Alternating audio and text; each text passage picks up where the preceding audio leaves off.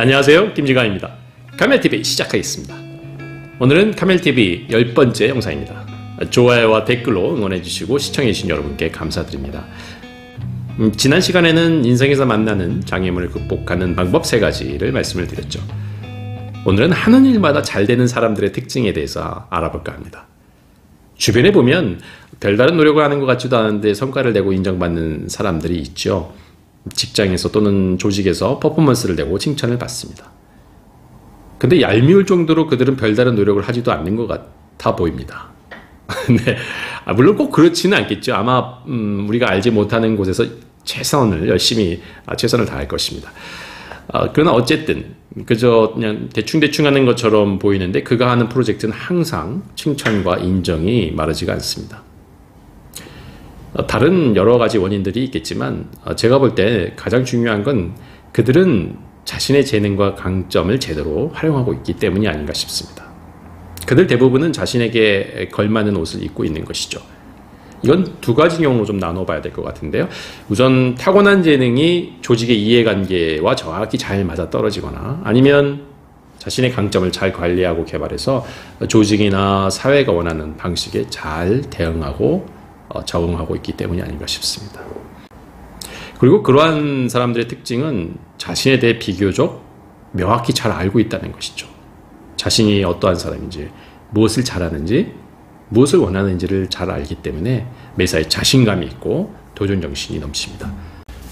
그리고 그들은 자신의 한계도 정확하게 알고 있습니다. 자신이 못하는 분야를 알기 때문에 혼자 해야 하는 경우와 다른 사람의 협조를 끌어내야 하는 경우를 구별하고 거기에 맞춰서 행동을 합니다. 또 무모하지도 않습니다. 자신이 어디까지 해야 할 것인지를 딱 정하고 목표를 향해서 최대한의 자원을 끌어모으죠. 그러다가 그들은 자신의 한계를 넘어선다고 판단이 들면 더 이상 고민하지 않습니다. 현재 상태를 있는 그대로 받아들이고 다른 사람의 도움을 청하거나 아니면 심지어 실패를 인정합니다. 자신이 원하는 것을 명확하게 알고 있는 사람은 타인의 반응이나 변화에 불안하거나 방어적이지도 않습니다. 그리고 또 조직이나 사회가 자신에게 무엇을 원하는지도 이해하죠. 반면에 자기 이해가 부족한 사람은 다른 사람의 의견에 쉽게 동조하고 휩쓸리는 경향이 큽니다. 우리는 남들이 이미 걸어간 길을 따라가길 원합니다. 상대적으로 안정적이겠죠. 또 이미 검증받았다고 여기기 때문입니다. 사회적 나이라는 것이 있습니다. 10대에는 좋은 대학에 갈 준비를 해야 되고요. 20대에는 괜찮은 직장을 구해야 합니다. 30대가 되어서는 더 늦기 전에 결혼을 서둘러야 되고요. 40대에는 집을 장만해야 됩니다. 행여나 그 나이에 마땅히 해야 할 것들을 하지 못할 땐 주위에서는 가만두지 않습니다. 지금 그걸 하지 않으면 뒤처지는 거야 라는 그러한 말에 우리는 무의식적으로 길들여져 있습니다. 그러나 알고 보면 그 뒤처진다는 기준, 그건 내가 만든 것이 아니죠. 다른 사람들과 나를 둘러싼 사회가 만들어낸 것뿐입니다. 삶의 방향에 있어서 모든 기준을 타인에게 맞추게 되다 보니까 결국 행복의 기준도 타인에게 맞출 수밖에 없게 됩니다. 우리가 행복하지 못한 근본적인 이유가 바로 이것이죠. 어느 대장장이가 먼 길을 떠나며 직원에게 말편자 100개를 만들어 놓으라고 했습니다. 기준이 되는 그 본을 주고 갔죠. 그 사투리로는 뽀니라고도 하죠. 어쨌든 나중에 돌아와 보니까 직원이 만들어 놓은 말편자는 모두 다 제각각 다 틀렸습니다. 본을 주고 갔는데도 왜 그렇게 됐는지 주인은 도무지 이해가 되지 않았습니다. 나중에 주인은 직원이 자신이 주고 간 그 본 대신에 자신이 그 만든 바로 앞에 편자를 보고 다음 편자를 만들었다는 것을 알게 됩니다. 그러니까 3번째 편자는 2번째 편자를 보고 만들고요. 100번째는 99번째 편자를 기준으로 만든 것이죠. 물론 이제 바로 앞뒤의 편자는 큰 차이가 없었죠. 하지만 그렇게 만든 100번째 편자는 첫 번째 편자와는 완전히 다른 편자가 되어 있었던 것입니다. 회사에서 젊은 후배들에게 삶의 목표를 적어보라고 하면 우리가 일반적으로 성공이라고 여기는 것과 크게 다르지가 않습니다. 더 많은 돈을 벌고 더 높은 자리에 올라가는 것이 대다수입니다. 저도 마찬가지였으니까요. 근데 돈을 벌고 승진해서 무엇을 하고 싶냐라는 질문에는 선뜻 대답하지 못합니다. 거기까지는 생각해보지 않았다는 답변이 돌아옵니다. 열심히 일해서 돈을 벌고 승진하는 그 자체가 무엇이 나쁘겠습니까? 그러나 자신의 궁극적인 삶의 목적을 고민하지 않은 채 남들을 쫓는 것, 그것은 매우 위험하죠. 그렇기 때문에 시선을 자신에게로 돌려서 자신이 도대체 어떠한 사람인지를 알아내는 것이 우선되어야 합니다. 내가 무엇에 흥미를 느끼고 어떠한 감정이 솟아오르는지, 어떠할 때 의욕이 생기는지를 관찰해야 되는 것이죠. 혼자만의 시간을 가져보시길 원합니다. 아무에게도 방해받지 않는 조용한 카페나 공원에 혼자 가보세요. 책도 가져가지 마세요. 그저 종이 하나, 펜 하나만 놓고 자신에게 말을 걸어보십시오. 처음엔 잘 되지 않으실 겁니다. 금방 주의가 흐트러지고 산만해질 수가 있을 거예요. 그리고 제 경험상 그럴 땐 꼭 주변에 무슨 일이 생기곤 합니다. 갑자기 도로 공사를 한다든지 누군가가 싸움이 일어나든지 하죠. 예. 그래도 계속 자신을 바라보고 말을 걸어보세요. 나는 어떤 사람인지, 나는 어떤 것에 가슴이 뛰고 흥미를 느꼈는지 말이죠. 나는 또 어떠한 가치를 추구하길 원하는지, 그러면서 생각에 따라 변하는 그 감정의 차이도 느껴보시길 원합니다.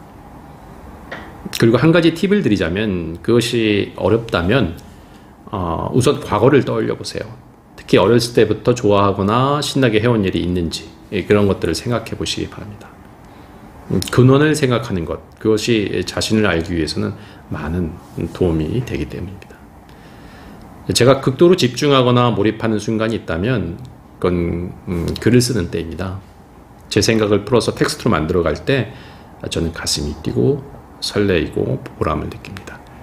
글을 쓸 때 몰입의 경험을 할 수 있고 잠재되어 있던 아픔과 상처들이 치유되기도 합니다. 근데 이건 어느 날 갑자기 저절로 알아챈 것은 아닙니다. 제가 어떤 사람인지 관찰하고 기록하고 제 자신이 느끼고 반응하는 것들에 대해서 수시로 적어보고 살펴보았기 때문에 가능한 일이었습니다. 그러다 어느 날 저는 문득 제가 어렸을 때부터 무언가를 끄적거리고 메모하는 습관이 있었구나라는 사실을 기억하기 시작했던 거죠. 그리고 그러한 일은 그 분야를 잘하는 것과는 또 상관이 없는 일입니다. 우리는 잘하는 것과 좋아하는 것 중 무엇을 해야 하는지 망설일 때가 있습니다. 정답은 없지만 개인적인 생각으로는 일단 자신이 좋아하는 일을 하는 것이 우선이 아닐까 싶습니다. 좋아하는 일은 결과보다 과정을 중시하기 때문에 가슴이 뛰고 열정이 생기기 때문이죠. 그 과정에서 잠재력을 충분히 발휘하고 또 어려운 일을 만나도 실망하지 않고 즐겁게 일할 수 있기 때문입니다. 그러다 보면 어느 순간 좋아하는 일이 잘하는 것으로 바뀌기도 합니다. 직장에서도 왜 이 일을 하고 있는가에 대한 진지한 고민이 우선돼야 합니다. 여기서 해답을 찾아야 다음 단계로 나아갈 수가 있죠. 일만 생각해도 너무 좋아서 잠을 이룰 수 없다. 그럴 가능성은 매우 낮지만요. 매우 행복한 케이스인 거죠. 그런데 이제 만약 일 자체가 생계수단 이외에 다른 의미가 없다면 슬픈 일이긴 하지만 본인이 좋아하는 분야로 삶을 과감하게 재배분해야 합니다. 통계 자료에 따르면 평생을 통해 일이 인생의 80% 이상을 차지한다고 합니다. 그렇기 때문에 행복한 자신이 되기 위해서는 직장에서의 시간은 절대적으로 중요한 것이죠. 제일 애매한 사항은 일 자체에 그다지 의미도 없고 좋아하는 일도 특별히 없는 경우죠. 이런 경우에는 무엇을 해도 성과를 내기도 어렵고요. 인정받는 건 더더욱 어렵습니다. 그러다 어느 순간 지치고 멈추고 말게 됩니다. 이런 경우에는 앞서 말씀드린 대로 자신이 무엇을 좋아하는지부터 알아내야 합니다. 내가 어떠한 사람인지부터 탐색해야 하는 것이죠. 여행을 진짜 만끽하고 즐거워하기 위해서는 자신이 어디를 가고 싶은지 무엇을 하고 싶은지를 정확히 알아야만 합니다. 자신이 미술관을 좋아하는지 아니면 자연경관을 보는 걸 좋아하는지 아니면 액티비티를 즐기는지 먼저 그것을 알아야 참된 여행이 될 수 있는 거죠. 자신의 가치를 남의 판단에 맡기지 말고 스스로 결정하고 의미를 부여하는 것이야말로 가장 중요한 일입니다. 그리고 마지막으로 드리고 싶은 말씀은 우리는 누군가에게 쓸모가 있어서 가치 있는 것이 아닙니다. 나의 존재 자체로 이미 충분한 가치가 있는 것입니다. 잊지 마시기 바랍니다. 네, 오늘은 여기서 작별해야 할 것 같습니다. 오늘 말씀드린 내용은 11월 출간될 제 책에서 보다 자세히 접하실 수가 있습니다. 다음에 또 다른 책과 인생 이야기로 찾아뵙겠습니다.